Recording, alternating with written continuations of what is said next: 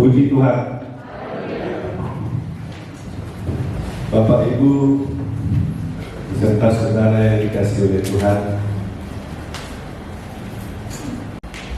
firman Tuhan buat kita pada hari ini kita ambil dari Yohanes pasal yang ke-10 ayatnya yang ke-9 sampai yang ke-10.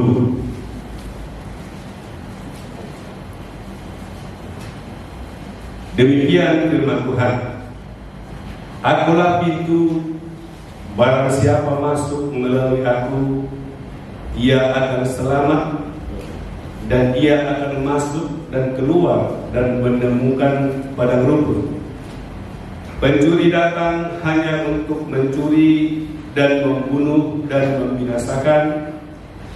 Aku datang supaya mereka mempunyai hidup dan mempunyainya dalam segala kelimpahan. Puji Tuhan. Bapak Ibu beserta saudara yang dikasihi oleh Tuhan,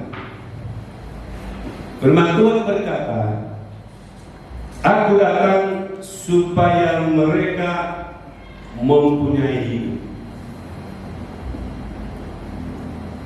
Bapak Ibu beserta saudara yang dikasihi oleh Tuhan, dikala Adam jatuh ke dalam dosa dengan memakan buah pohon pengetahuan yang baik dan jahat, lalu Allah berkata, dikala engkau memakannya, maka pada saat itu juga engkau mati.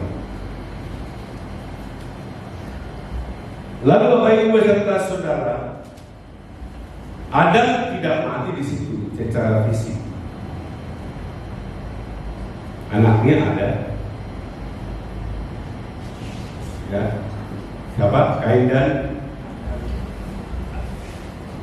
berarti dia bereproduksi, sehingga kematian yang dimaksud bukan kematian secara jasmani. Ya. Dia mati secara rohani. Artinya Allah karena kekudusan Allah, maka dia mati secara rohani. Pada dasarnya dia adalah hidup selamanya. Termasuk kematian fisik pun sebenarnya tidak akan terjadi dikala Adam tidak berdosa. Tetapi efek dari kematian rohani, maka muncullah kematian jasmani. Bapak Ibu beserta saudara yang dikasihi oleh Tuhan, tetapi dikala dia berdosa, maka satu hal yang harus dilakukan oleh Tuhan, maka dia harus mengusir Adam dan Hawa dari Taman Eden. Agar bagaimana?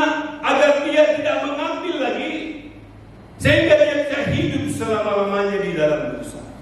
Jadi kalau ada orang hidup selama-lamanya tetapi belum diselamatkan atau masih di dalam dosa, itu sudah tidak tertahankan. Waktu itu pernah ada di YouTube, di kampung ini ada opungnya masih sehat, ya, masih sehat sebenarnya. Opung, horas opung, horas. Udah berapa opung? Mau 90 lewat. Wah, dari mana kau tahu? Ya seperti itu lah. Dibilang panjang umur ya opung. Tokat. Karena dia hidup selama sudah 90 tahun, menurut dia sudah menjadi hanggang itu apa itu? Penderitaan lah. Setelah dia lewat 70 tahun sudah penderitaan. Mungkin sudah excelnya sudah mulai terobos, ya. Sehingga kalau tidak mati-mati maka dipakai dipanggil pendeta, doakanlah dia dipanggil Tuhan. Nah, saudara bayangkan masih di bawah 100 tahun pun orang sudah mau mati. Karena penderitaan itu semua yang diderita, termasuk apalagi dia hidup selama-lamanya, tapi dalam penderitaan siapa mau? Ada yang mau di sini? Hidup selamanya tidak mati-mati tapi menderita terus. Kalau kamu bisa senang dalam hidup ini mungkin 10 tahun, kalau hidup semua ada penderitaan, ada tidur. Nah, Bapak Ibu, sehingga itulah kehidupan yang dimaksud.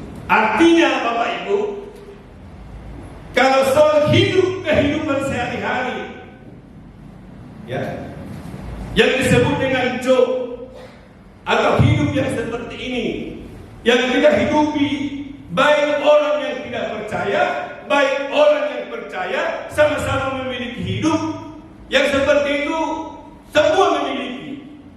Jadi kalau Yesus berkata, aku datang supaya mereka mempunyai hidup, bukan hidup yang seperti itu maksudnya. Ada hidup yang lain, ada hidup yang kualitasnya, supaya mereka mempunyai hidup. Dan kehidupan yang diberikan itu adalah hidup yang kekal. Ada kehidupan yang kekal diberikan, dan di dalam kehidupan yang kekal yang kita miliki, itu harus kita hidupi dengan segala kelimpahan. Puji Tuhan.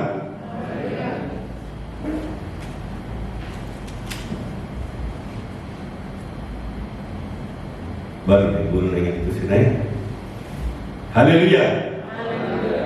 Nah, jadi kehidupan yang berkelimpahan yang dimaksudkan bukan kehidupan misalnya kalau dapat mobil Mercy, ada BMW seperti sini tua kurban misalnya. Itu bukan begitu juga. Karena kehidupan yang seperti itu adalah menurut firman Tuhan, cari dahulu kerajaan Allah dan kebenarannya, maka semuanya itu akan ditambahkan kepadamu. Maka BMW, ya, Mercy, rumah cantik, itu adalah gigi-giginya, bonusnya kehidupan yang diberikan Tuhan kepada kita. Itu bonus. Jadi kalau saudara fokus kepada bonus, berarti saudara sudah tidak tepat di jalur menghidupi kehidupan yang diberikan Tuhan kepada saudara. Bapak Ibu beserta saudara yang dikasihi oleh Tuhan. Jadi hidup itu diberikan kepada kita. Siapa yang percaya memiliki hidup, karena begitu besar kasih Allah ke dunia ini, maka diberikanlah anaknya yang tunggal, supaya setiap manusia yang percaya kepadanya tidak akan binasa, melainkan beroleh hidup yang iya.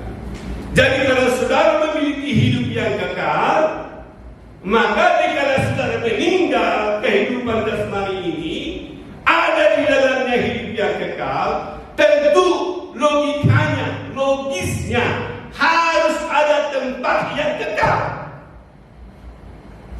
Karena anggur baru tidak bisa disimpan dalam kirbat yang lama. Itulah yang disebut dengan surga. Kalau tidak ada hidup yang kekal diberikan kepada manusia itu dengan kedatangan Natal seperti ini, maka tidak perlu ada surga. Karena saudara tidak akan lenyap ketika tetap hidup yang kekal itulah yang melahirkan manusia. Ya, hidup yang diberikan Tuhan, hidup permohonan, datanglah hidup yang diberikan Tuhan yang kekal, maka lewat hidup yang kekal dilahirkanlah hidup ini. Maka firman Tuhan berkata, Yesus berkata kepada Nikodemus, maka daging lahir dari daging, roh lahir dari roh. Jadi rohmu itu dilahirkan dari Roh Kudus, yaitu firman Yesus Kristus, maka setelah dia menjadi hidup yang kekal, menyatu dengan Tuhan, maka dia katakan, hidupku bukannya aku lagi, tapi Yesus dalamku. Maka karena saudara sudah memiliki hidup yang kekal, maka surga disitulah yang layak menjadi tempatmu jika Tuhan telah memanggil kamu dari dunia ini. Puji Tuhan. Nah, karena itu Bapak Ibu beserta saudara yang dikasihi Tuhan, hidup inilah yang harus dihidupi dengan secara berkelimpahan, sehingga standar kehidupan orang percaya, standar kehidupan orang-orang percaya selayaknya tidak sama dengan dunia ini. Caranya pun tidak sama. Coba lihat Roma pasal 12 ayat 2. Roma pasal 12 ayat 2.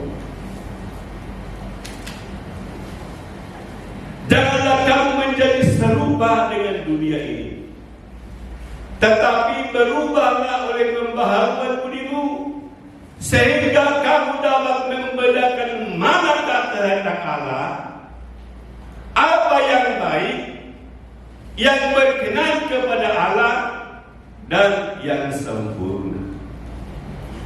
Jadi kalau kamu tidak berubah cara berpikirmu, jika kamu tidak berubah cara memandang dunia ini sama dengan orang dunia memandangnya, maka saudara tidak akan mengetahui kehendak Allah, apa yang baik.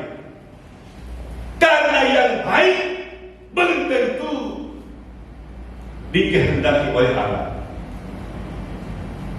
Contohnya, adat baik enggak? Maradat baik enggak? Karena itulah firman Tuhan berkata dalam bahasa Batak yang paling gampang, apoe hamuma akan suaranya. Betul? Ya. Jadi kalau ada orang gambaran di Pialina, itu melanggar firman Tuhan.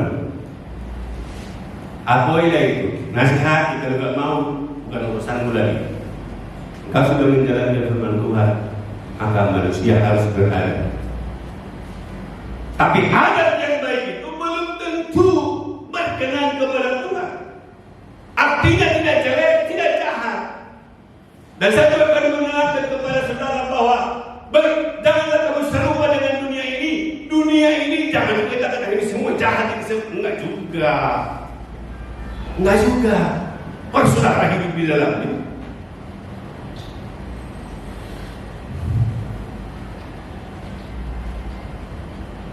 Jangan disebut asal disebut dunia, ya duniawi maksudnya enggak juga. Duniawi maksudnya tidak selaras dengan firman yang kita terima itu saja, dan tidak semua jahat. Tapi kalau nafsu duniawi udah pasti jahat. Ya. Nah, jadi pembaharuan budi itu maksudnya bagaimana Yesus mengajar kita, bagaimana Tuhan memberi teladan bagi kita, maka kita masuk ke dalam firman-Nya, maka itulah yang berkenan kepada Allah. Bapak Ibu, ada satu contoh.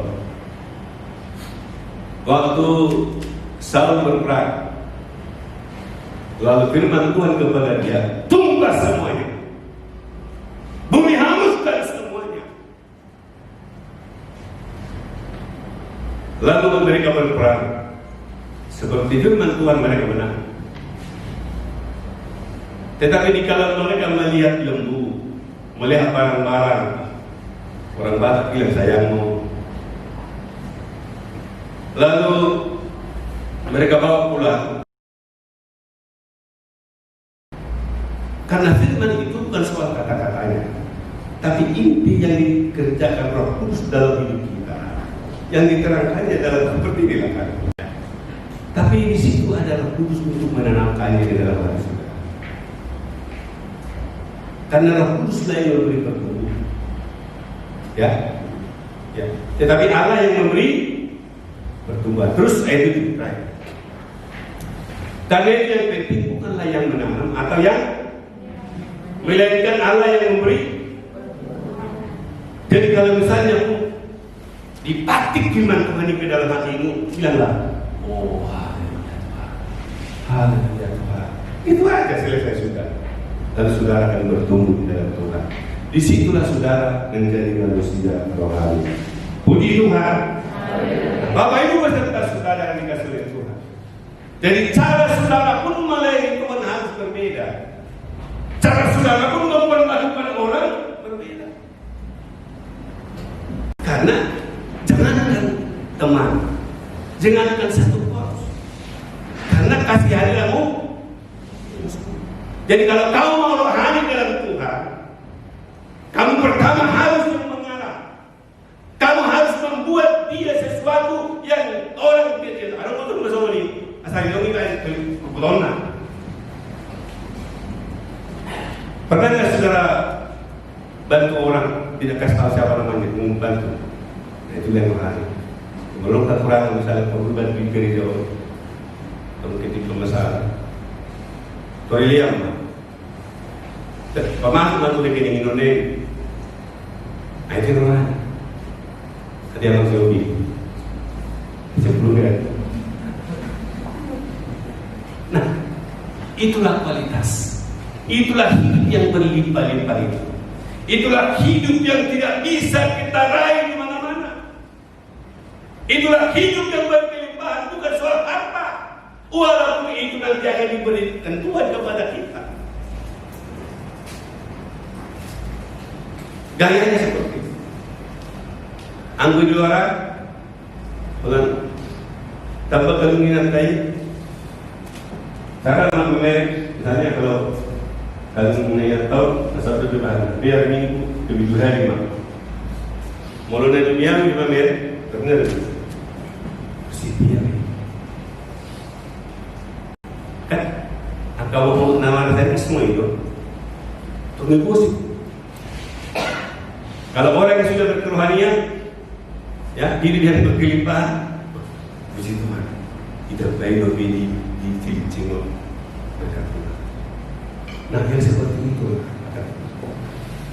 yang seperti itulah cara hidup yang diberikan Tuhan kepada kita. Karena kualitas, ya itulah hidup yang melebihi kemauan. Jadi kalau holong batak itu, holong mengalah kosong. Tapi kalau agape mengasihi tanpa, ya, ini satu lagi ya, Roma 5 ayat 8. Roma 5 ayat 8. Nih, akan tetapi Allah menunjukkan kasih-Nya kepada kita oleh karena Kristus telah mati untuk kita ketika kita masih berdosa. Inilah kasih. Jadi orang masih berdosa, maka ditunjukkan kasih-Nya, dia rela mati. Itulah Yesus.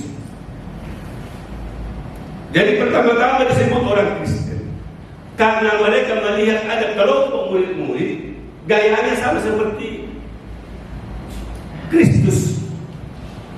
Caranya lapor di bohina me demi hidup mak. Kayaknya ini murid-murid Kristus gayanya sama ini.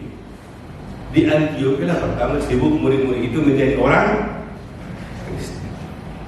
Jadi kekristenan itu adalah gaya hidup. Jadi kekristenan ini adalah label nama yang dilekatkan orang karena sikap dan perbuatannya. Jadi kasih itu juga harus ditunjukkan dengan perbuatan.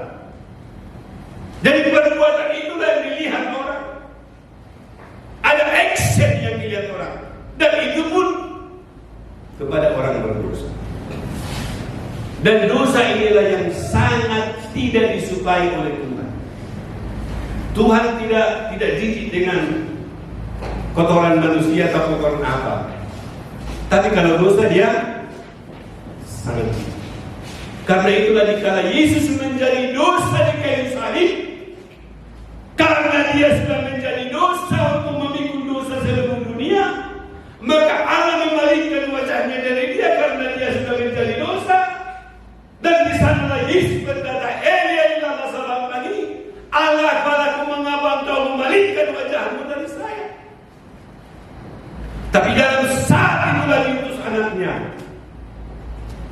datang ke dunia. Dan itulah Natal yang kita rayakan. Dikutus Allah menunjukkan kasihnya. Kristus telah mati untuk kita ketika kita masih berdosa. Gaya seperti inilah gaya hidup yang berkelimpahan, sehingga kalau nanti ada orang yang melihat tingkah laku saudara di dalam lapangan, di tetangga, maka dia akan berkata, "Nejilitin orang minggu, bahwa asing bisa terjadi. Yang tanamion asal iman atau dahil."